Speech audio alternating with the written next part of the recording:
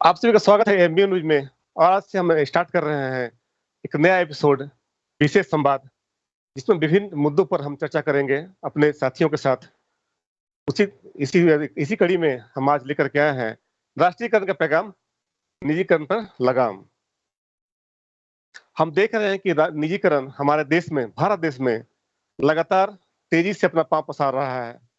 और यह कहीं न कहीं भारत के लोगों को के हितों को नुकसान पहुंचा रहा है।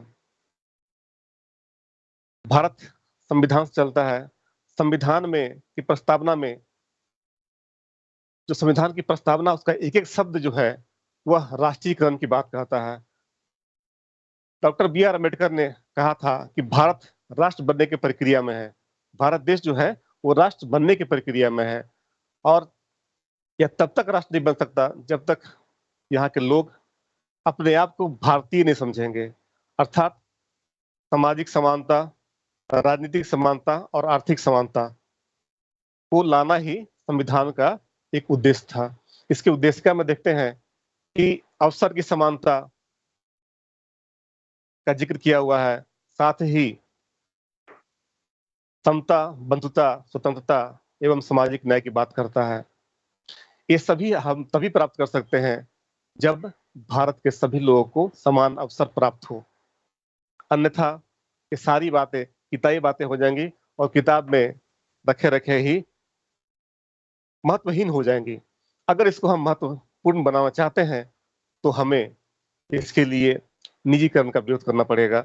और इसी विषय पर, इसी इसी मुद्दे पर हम लोग आज विषय लेकर के आए हैं, राष्ट्रीयकरण का पैगाम, निजीकरण पर लगाम। इस विषय पे हमारे साथ चर्चा में है मूल निवासी अविचल दास जी। मूल निवासी अविचल दास जी, जो बामसेफ के झारखंड के प्रदेश कार्यकारिणी के सदस्य हैं। अविचल दास जी। जी, सभी को जय भीम, जय मूल निवासी। और इस महत्वपूर्ण विषय पर अपनी बात रखने के लिए, आमंत्रित करने के लिए मैं एमबीए न्यूज नेटवर्क का आभारी हूँ, जिसने आज मुझे इस विषय पर अपनी बात रखने के लिए आज यहाँ पे बुलाया है। जी, सबसे पहले तो ये जो विषय है कि आपका जो निजीकरण से संबंधित है, तो निजीकरण का अर्थ ही होता है कि अगर उसका हम संधि विच्छेद करेंगे तो पाएंगे कि निजी और करण, इन दो शब्दों से मिलकर निजीकरण शब्द का निर्माण होता है। निजी का मतलब तो हम सभी जानते हैं कि वह खुद का हो जाता है। किसी भी उद्योग हो, क्षेत्र हो, वह सार्वजनिक क्षेत्र होता है, लेकिन अगर उसको हम अगर निजी कहेंगे तो वह किसी व्यक्ति का होगा। किसी अगर कोई उसको कोई ग्रुप चला रहा, समूह चला रहा, तो वह समूह का हो जाता है। तो किसी भी सार्वजनिक क्षेत्र को उसको अगर निजीकरण करते हैं तो वह निजी का हो जाता है। और करण करना, करण का मतलब तो करना होता है। तो इसका अगर इसको मिला दिया जाए तो किसी भी सार्वजनिक उपक्रम को, उद्योग या व्यवसाय को निजी हाथों में सौंप देने की प्रक्रिया को ही हम लोग निजीकरण के नाम से जानते हैं। हम सभी जानते हैं कि भारत जो एक ऐसा देश है जिसमें वह मिश्रित अर्थव्यवस्था का देश है। किसी भी कोई भी देश हो, उसकी जो अर्थव्यवस्था रहती है वह दो तीन प्रकार की रहती है। चाहे वह पूंजीवादी होगी, जिसमें पूंजी को ही बढ़ावा दिया जाता है, या तो वह समाजवादी होगी, वेलफेयर स्टेट होगा, जिसमें समाज के सभी वर्गों, जाति के लोगों की उन्नति के लिए, विकास के लिए उसकी जो अर्थव्यवस्था निहित रहेगी वह समाजवादी के आधार पर रहेगी। लेकिन भारत की जो अर्थव्यवस्था है, यह एक मिश्रित अर्थव्यवस्था वाला देश है, जहाँ पे निजी उद्योग धंधों को भी बढ़ावा दिया जाएगा और इन बातों का भी ध्यान रखा जाएगा कि इस देश की जो पूंजी है, उस पूंजियों का वितरण किस प्रकार से हो। तो भारत के संविधान में ही की उद्देशिका में ही यह बात लिखी गई है कि जो देश है वो समाजवादी अर्थव्यवस्था पर खास करके केंद्रित होगी और उसी के आधार पर होगी, क्योंकि हम सभी जानते हैं कि भारत जातियों का देश है। बाबा साहब भी कहते हैं कि भारत देश जो है जातियों का पुतला है, पोटली है। इसमें 6,000 मूल निवासियों की जातियां हैं, बाकी जो है और भी है। तो इतने और बहुत सारे वर्ग भी है, फिर बहुत सारे धर्मों के लोग भी हैं। तो हमें भारत में एक ऐसी अर्थव्यवस्था की जरूरत पड़ेगी जो मिश्रित अर्थव्यवस्था वाला हो, जहां पूंजियों का उत्पादन भी है, पूंजियों को बढ़ावा मिले और उसका समान वितरण सभी जातियों के लोगों के बीच हो सके, सभी वर्गों के बीच हो सके, तो ऐसी व्यवस्थाओं वाला देश भारत को बनाया गया है। इसलिए इसको मिश्रित अर्थव्यवस्था अर्थव्यवस्था वाला देश कहते हैं, जहाँ इन सभी चीजों का समावेश हो। लेकिन जिस उद्देश्य से हमारे भारत की आजादी के बाद जो संविधान में जो बातें लिखी गई, इस देश का कैसे विकास हो या देश कैसे आगे प्रगति करे, इस देश के सभी लोगों को कैसे न्याय मिले, तो डॉक्टर बी आर अम्बेडकर तथा बाकी जो संविधान निर्माता थे और जो संविधान सभा के सदस्य थे, सभी एक मत से इसी बात पे अपनी बात रखी कि भारत का देश का विकास तो हो, लेकिन मिश्रित अर्थव्यवस्था के आधार पे हो, और जिसमें सभी लोगों को सामाजिक न्याय मिले, आर्थिक न्याय मिले, राजनीतिक न्याय मिले, शैक्षणिक न्याय मिले। इसी उद्देश्य के तहत इस देश की जो संविधान है उसमें सारी बातें निहित की गई, लिखी गई। और सभी एकमत या सहमत भी थे कि जितने भी निजी उद्योग धंधे थे रोजगार के दृष्टिकोण से, तो वह उनका राष्ट्रीयकरण होना चाहिए।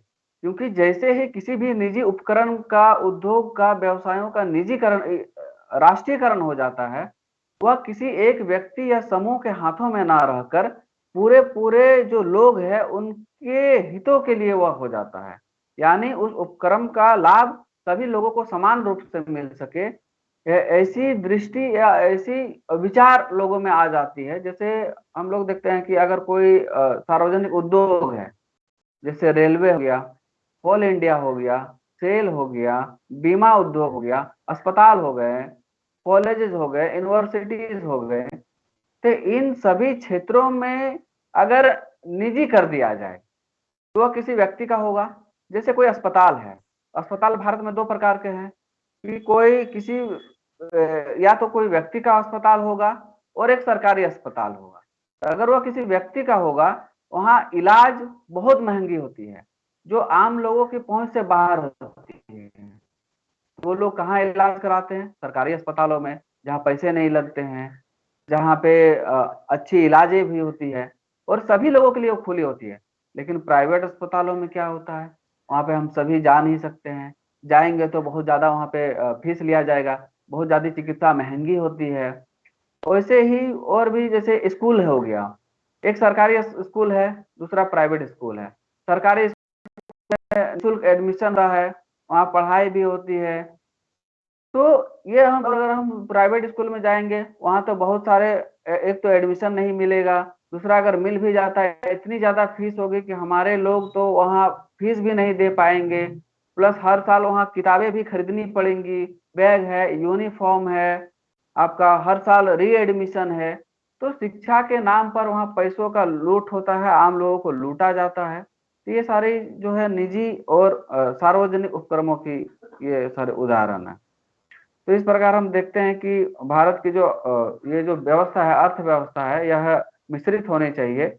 और मिश्रित तभी होगा जब वह उद्योग धंधे राष्ट्रीयकरण होंगे, उसका सभी लोगों को समान रूप से उसमें आने की, जाने की, रोजगार प्राप्त करने की व्यवस्था रहेगी।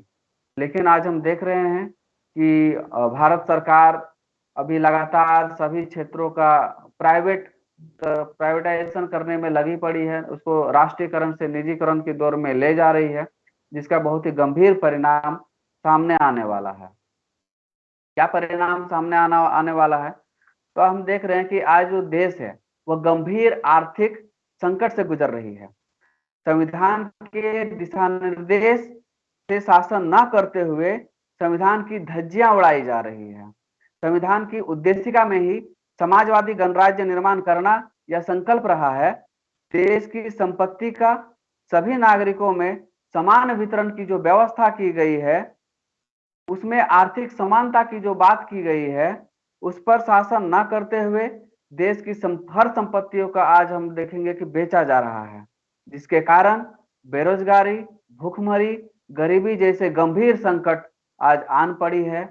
हर दिन ऐसा नहीं होता है जब कहीं ना कहीं पूरे देश में कोई ना कोई किसान, छात्र या आम नागरिक या व्यवसायी आत्महत्या करने पर मजबूर है। ऐसी स्थिति आ गई है, हमारे अधिकार भी छीने जा रहे हैं।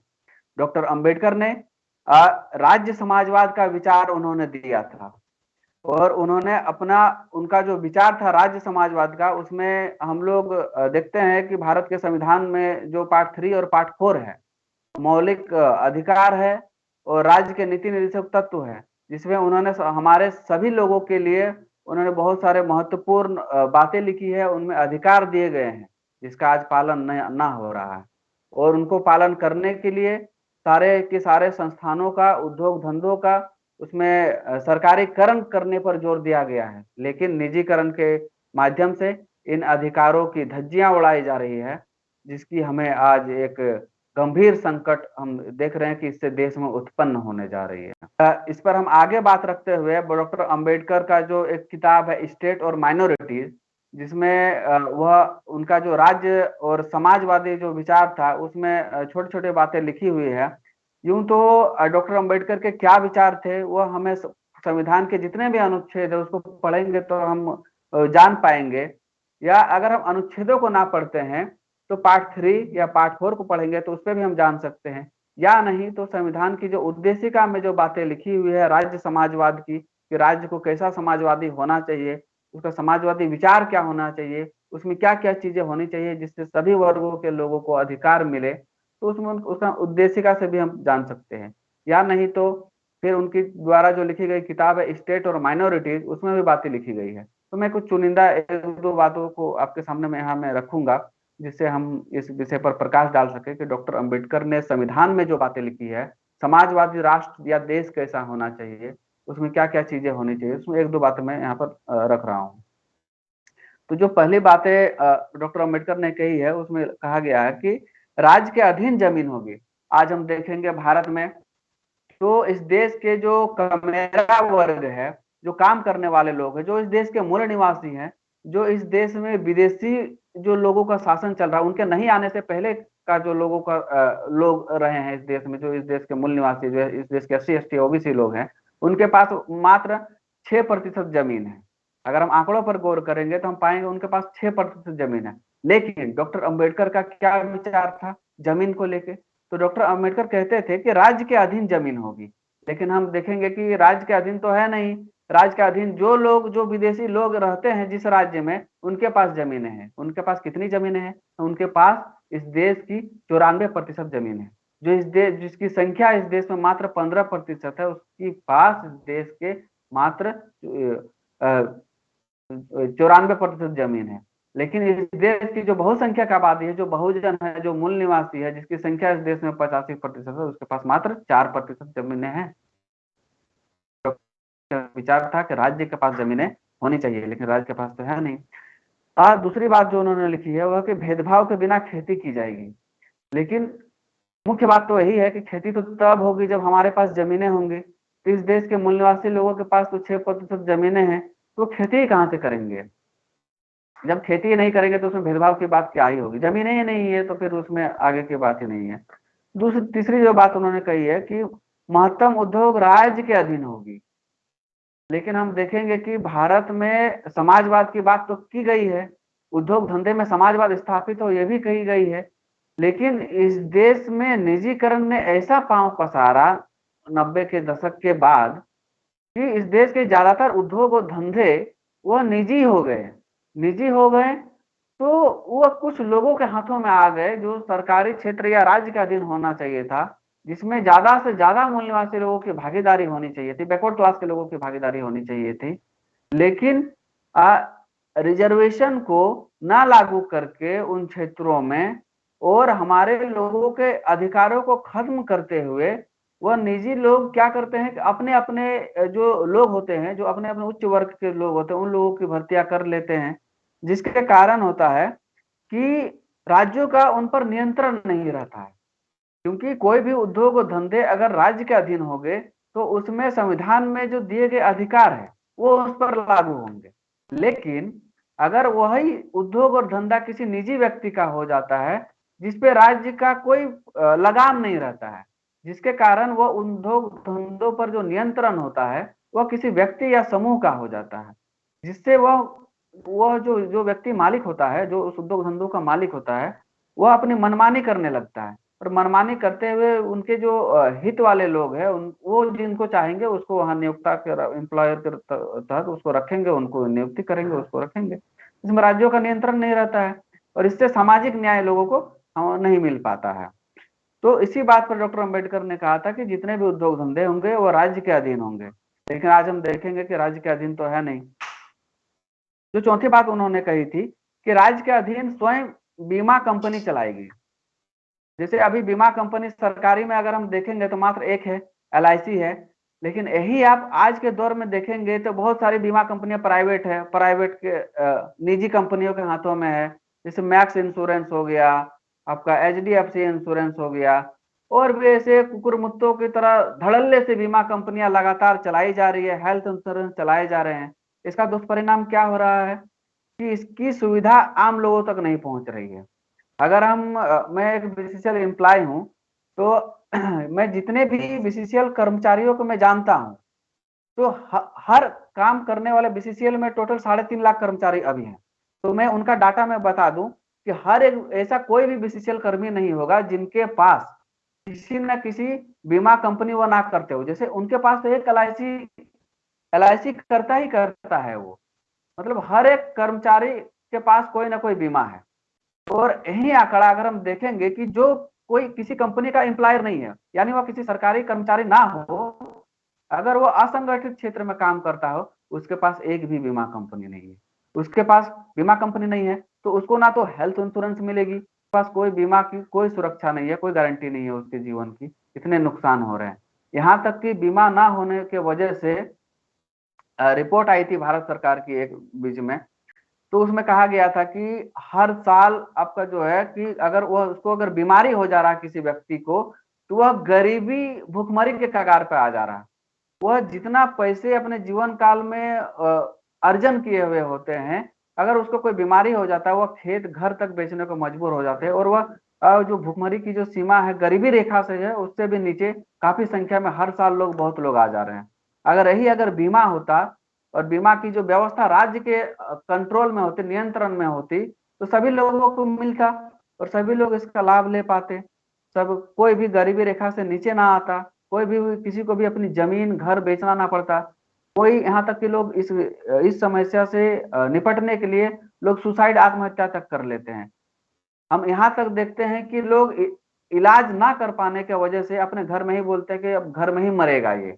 ऐसी व्यवस्था है कि हम लोग इलाज ही नहीं करा पाएंगे। तो अगर इलाज नहीं करा पाएंगे तो हम लोग घर बार अगर बेच देते हैं तो हम लोग सारे लोग, परिवार के सारे लोग मर जाएंगे। तो उससे अच्छा है कि जो बीमार है भाई उसी को मरने देते हैं, हमारे सारे लोग क्यों मरेंगे। तो ऐसी स्थिति आ गई है। यही अगर बाबा साहब का समाजवाद का अगर जो विचार है कि राज्य के अधीन बीमा क्षेत्र होना चाहिए, अगर यह लागू हो गया होता तो ऐसी स्थिति आज हमारे लोगों को सामना करने की जरूरत नहीं पड़ती। जो पांचवी जो बात उन्होंने कही है कि शक्ति सेवा लागू होगा, यानी शक्ति से जो है कोई भी सेवा जो है उसको लागू किया जाएगा। और बीमा से आए जो किस्त होंगे उनमें खेती और उद्योगों में सरकार खर्चा करेगी। और बीमा से जो जो EMI मिलेगा, यानी उसकी जो किस्त भरे जाएंगे, उस किस्तों का कहाँ पे खर्चा होगा? खेती और उद्योगों में सरकार खर्चा करेगी।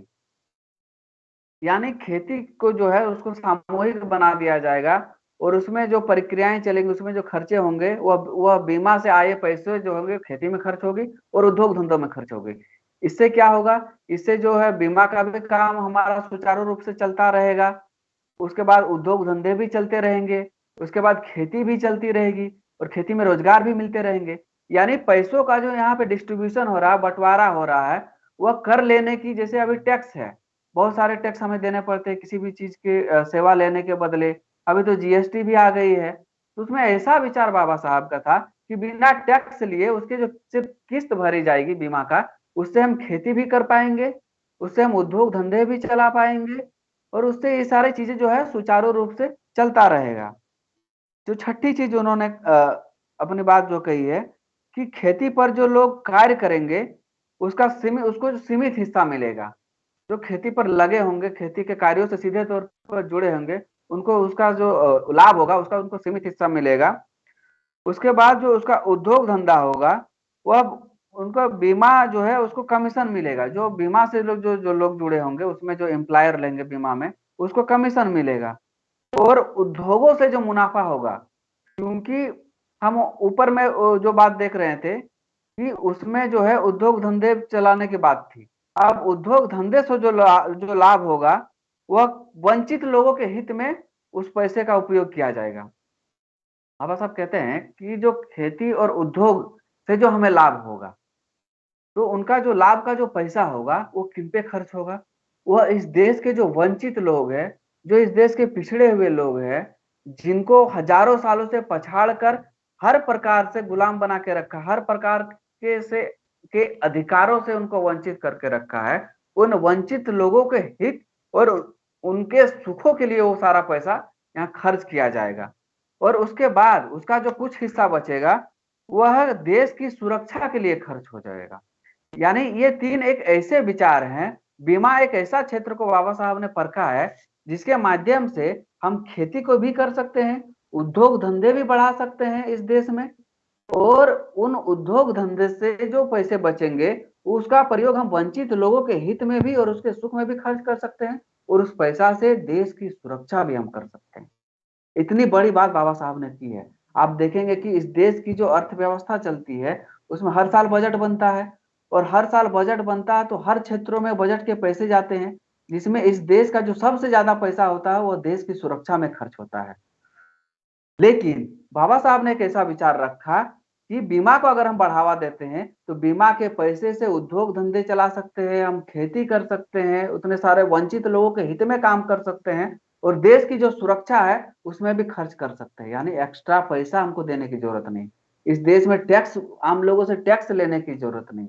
इतने बड़े विचार डॉक्टर अंबेडकर के थे समाजवादी दृष्टिकोण को लेकर, जिस चीज को आज हमारे लोग नहीं समझते हैं, नहीं जानते हैं, और जो लोग जानते हैं वो लोग काम नहीं करते हैं, जिसके परिणाम स्वरूप आज देश को भी नुकसान हो रहा है, इस देश की अर्थव्यवस्था को भी नुकसान हो रहा है, और आम लोगों को तो हो ही रहा है।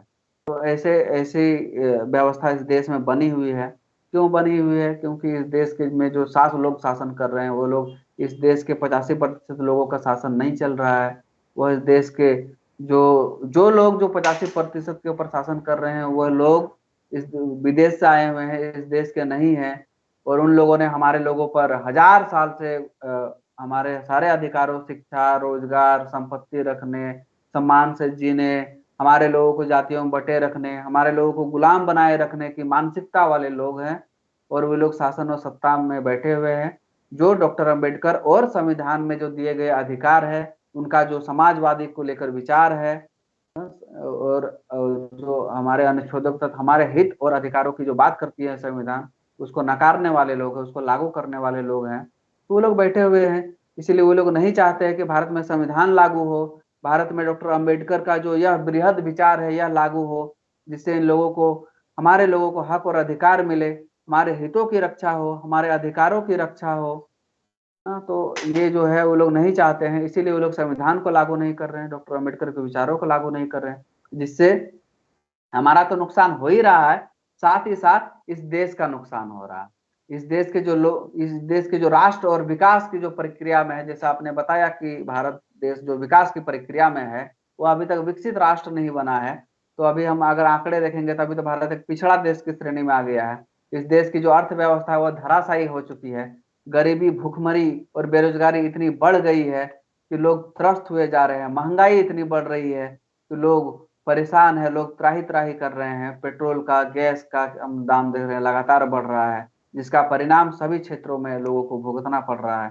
ऐसी व्यवस्था आन खड़ी हुई है, और इसका सबसे प्रमुख हम देखेंगे कि इस देश की जो सरकारी संपत्तियां, उद्योग और धंधे थे वो सारा का सारा धीरे धीरे निजीकरण किया जा रहा है। हर दिन हम अगर अखबार पढ़ते हैं तो हम सोचते हैं, हम डर डर के अखबार पढ़ते हैं कि आज पता नहीं कौन सा सार्वजनिक उपक्रम बेचा जाएगा, कौन सा उद्योग और धंधे आज के दिन हम पढ़ ना ले कि आज उसको बेच दिया गया, आज इस धंधे को, कभी उस धंधे को, कभी इस धंधे को लोग हम देख रहे हैं कि लगातार बेचा जा रहा है। हमने यह देखा है, हमने यह सुना है, देखा तो नहीं है लेकिन हमने यह सुना है कि इस देश के जो प्रधानमंत्री है नरेंद्र मोदी, वह कहते थे कि मैं कभी चाय बेचा करता था। तो वो तो किसी ने नहीं देखा लेकिन हम इस देश को बेचते हुए, इस देश के प्रधानमंत्री और जो गवर्नमेंट है, शासन है, ब्राह्मणवादी ताकतों वाली जो गवर्नमेंट है, उसको हम देश बेचते हुए देख रहे हैं। जिस देश की संपत्ति को, पूंजी को इकट्ठा करने के लिए गौतम बुद्धा से लेके आज डॉक्टर अंबेडकर ने जो इस देश की पूंजी बनाया, इस देश की नींव रखी, सम्राट अशोक ने इतना मेहनत किया, इस देश की सीमाएं दूर कश्मीर से कन्याकुमारी तक लेके गया, इस देश को विश्व गुरु की उपाधि से नवाजा, इस देश की शिक्षा व्यवस्था इतनी अच्छी थी कि विदेश से लोग पढ़ने आते थे, हैं? लेकिन इस हमारे पुरखों ने जो इस महान पूंजी को एकत्रित किया, उसको हम देख रहे हैं कि आज ब्राह्मणवादी ताकतें मिलकर इस देश की हर एक संपत्ति को बेचा जा रहा है। लोग बेच रहे हैं, और सिर्फ बेच नहीं रहे हैं, इस देश की संपत्तियों को ले लेकर विदेश भाग जा रहे हैं। अभी रिपोर्ट आई थी जिसमें हर साल 350 से ज्यादा लोग इस देश को छोड़कर जा रहे हैं। कौन लोग है भाई जो इस देश को छोड़कर जा रहे हैं? क्या वह SC ST OBC का है? क्या वह इस देश का माइनॉरिटी है? नहीं, वह इस देश के ब्राह्मण है, राजपूत है, बनिया है, जो इस देश से हजारों हजार करोड़ रुपया लोन ले लेके दूसरे विदेश में जाके सेटल हो जा रहे हैं, भाग जा रहे हैं। यानी एक तरफ इस देश को बेचा जा रहा है, दूसरी तरफ इस देश की संपत्तियों को ले लेकर लोग भाग रहे हैं। तो ऐसी स्थिति आन पड़ी है हमारे सामने, ऐसी गंभीर समस्या हमारे सामने अजान पड़ी है, और इसको बचाने के लिए आज हमें एकत्रित होना पड़ेगा, संगठित होना पड़ेगा, और हम सभी की भूमिका है। क्योंकि जो लोग इस देश की संपत्ति को बेच रहे हैं, वो लोग तो जान रहे हैं कि आज नहीं तो कल इस देश के जो मूल निवासी हैं, इस देश के जो मालिक लोग हैं, उनको इस बात का एहसास होगा कि यह संपत्ति हमारी है, इसकी रक्षा करना हमारा सर्वप्रथम काम है। तो ये लोग रक्षा करेंगे। इससे पहले वो लोग चाहते हैं कि इस देश की जर्रा जर्रा बेच के, इस देश की सारी चीजें बेच के इस देश से भाग जाएं। तो इस चीज को कौन बचाएगा? जिसकी संपत्ति है वही ना बचाएगा। जिनके बाप दादा ने ये पूंजी इकट्ठा की है, वही ना समझेगा कि इसी पूंजी को इकट्ठा करने में कितना समय लगता है, मेहनत लगता है, कितना श्रम करना पड़ता है। वो लोग तो लुटेरे लोग हैं। वे लोग तो श्रम के नाम पे, वे लोग तो श्रम करना ही नहीं जानते। वास्तव में श्रमिक लोग कौन है? जो इस देश के चमड़ा का काम करते थे, जो लोहा का काम करते थे, जो व्यवसायी वर्ग थे, जो सोना का काम करते थे, जो कृषि करते थे। इतने सारे जो लोग हैं, वे लोग कौन है? जो इस देश के मूल निवासी है, जिनको उनके पेशा के आधार पर जातियों में बांट दिया और उसको नीच अछूत बनाकर उन ब्राह्मणों ने घोषित किया। जो मतलब जो इस देश की पूंजी को इकट्ठा किया, जो विभिन्न व्यवसाय इस देश में तकनीकें लाए, व्यवसाय के माध्यम से इतने सारे पूंजियों को इकट्ठा किया, और एक तरफ ब्राह्मणवादी लोग हैं जो इस देश के इकट्ठा किए गए पूंजी को धीरे धीरे खा रहे हैं, बेच रहे हैं और लेके भाग रहे हैं। तो इन्हीं सब चीजों का आज हम लोग देखेंगे कि इसको और इन पूंजियों का जो हमारे पुरखों ने इकट्ठा किया था, और उन्होंने जो कहा था कि इन पूंजी जो इकट्ठा हुआ है, उनको अगर राष्ट्रीयकरण कर दिया जाता है, इन पूंजी का लाभ इस देश के मूल निवासियों, कमेरे लोगों को मिलेगा, लुटेरे लोग वो लूट नहीं पाएंगे। लेकिन उन ब्राह्मणवादी ताकतों ने धीरे धीरे निजीकरण करके, राष्ट्रीयकरण के माध्यम से जो उद्योग धंधे थे, जिसका लाभ इस देश के मूल निवासियों को मिल रहा था, जिससे वह भी आगे बढ़ रहे थे, उनको भी अधिकार उनको मिल रहा था, उनके सारे हितों का संरक्षण हो रहा था। लेकिन धीरे धीरे निजीकरण के माध्यम से उनके सारे अधिकार खत्म किए जा रहे हैं, उनकी नौकरियां खत्म हो रही है, उनकी शिक्षा खत्म हो रही है, उनकी संपत्ति खत्म हो रहे हैं। और उन्हें धीरे धीरे उसी अवस्था में, जब 1000 साल पहले जब डॉक्टर अंबेडकर ने संविधान नहीं लागू किया था, तब मनुस्मृति चलता था, और मनुस्मृति के माध्यम से हमारे लोगों को शिक्षा, संपत्ति, रोजगार, उद्योग, इन सभी चीजों पर पाबंदी लगा दी गई थी। संविधान आई तो धीरे धीरे यह मार्ग हमारे लिए खुला और हमारे लोग आगे बढ़ने लगे इसके माध्यम से। लेकिन फिर से वही निजीकरण लाया जा रहा है, यानी फिर से वही मनुस्मृति लाया जा रहा है, जिसके माध्यम से हमें शिक्षा, क्योंकि शिक्षा के क्षेत्र में भी आप देखेंगे प्राइवेट स्कूल धड़ल्ले से खुल गए हैं, सरकारी स्कूल में पढ़ाई नहीं होती है, शिक्षा का निजीकरण किया जा रहा है। सारे उद्योग धंधे को आज, रेल हो, चाहे सेल हो, चाहे बीमा क्षेत्र हो, चाहे बैंक्स हो, सारे लोगों को, सारे चीजों का, उद्योग धंधे का प्राइवेटाइजेशन किया जा रहा है, जिसके माध्यम से हमारे लोगों की नौकरियां खत्म हो रही है। तो नौकरी में भी प्राइवेटाइजेशन शामिल कर दिया गया है। अभी एक ऑक्सफैम की 2018 में रिपोर्ट आई थी, जिसके माध्यम से हम देखे थे कि 1% लोगों के पास 73% संपत्ति है। और बाकी जो और 1% लोग कौन है, ब्राह्मण और बनिया वर्ग है, बाकी राजपूतों के पास संपत्ति है, हमारे लोगों के पास तो संपत्ति ही नहीं है, देश के 85% लोगों के पास तो संपत्ति भी छीनी जा रही है। तो हम तो कह सकते हैं, हम तो विश्लेषण कर सकते हैं कि शिक्षा, संपत्ति, रोजगार कब छीनने की बात थी, कब छीनी गई थी, तो मनुस्मृति के माध्यम से छीनी गई थी और मनुस्मृति काल में छीनी गई थी। तो अगर हमसे ये अभी छीना जा रहा है तो हम ये क्यों नहीं कह सकते हैं कि भारत के आजाद वर्ष में संविधान के रहते हुए ही मनुस्मृति को लोगों ने लागू कर दिया है। लोग कहते हैं कि मनुस्मृति का काल आएगा, लेकिन ये तो लागू हो चुका है। बस हमें नजर खोलने की देरी है, हमें विश्लेषण करने की देरी है कि एक समय था कि जब मनुस्मृति को डायरेक्ट दिखता था, अभी आपको प्रत्यक्ष तौर पे नहीं दिखेगा, आपको इसके लिए विश्लेषण करना होगा।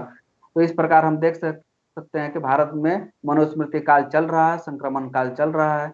इस विचार से अगर हम लोग इकट्ठे नहीं होते हैं, वामसेप संगठन एक ऐसा संगठन है जो इस देश के पिछड़ों के अधिकार के लिए लगातार 40 साल से काम कर रही है, समाज को संगठित कर रही है, उसको जागरूक कर रही है, उसको दोस्त और दुश्मन की पहचान दिला रही है, उसको सामाजिक तौर पे मूल निवासी बना रही है।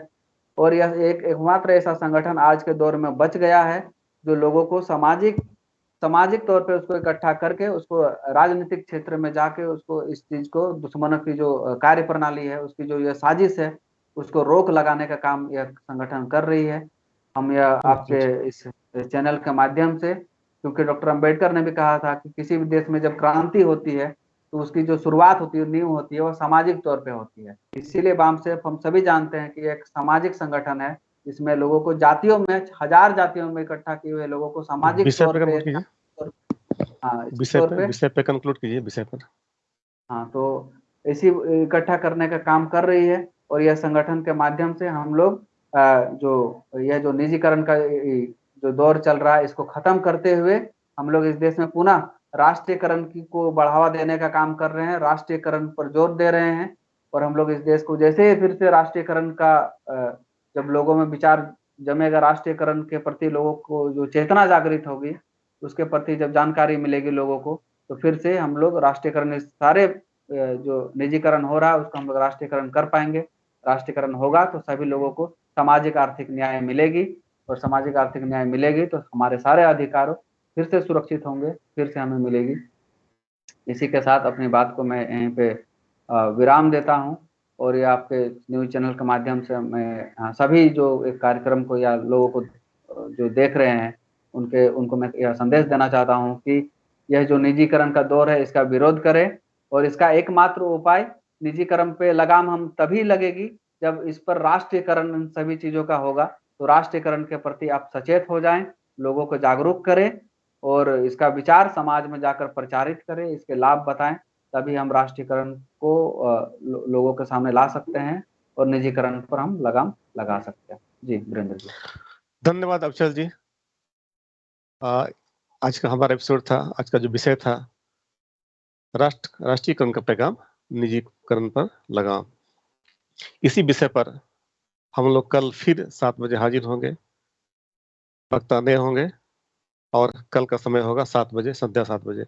आप लोग फिर हमको ज्वाइन कीजिए एमबी न्यूज को। एमबी न्यूज का जो विशेष एपिसोड हम चला रहे हैं, विशेष संवाद, इसको आप कल शाम को 7 बजे से आप इस पे फिर से हमारे साथ ज्वाइन कर सकते हैं। तब तक के लिए हमें इजाजत दीजिए। जय संविधान, जय भारत।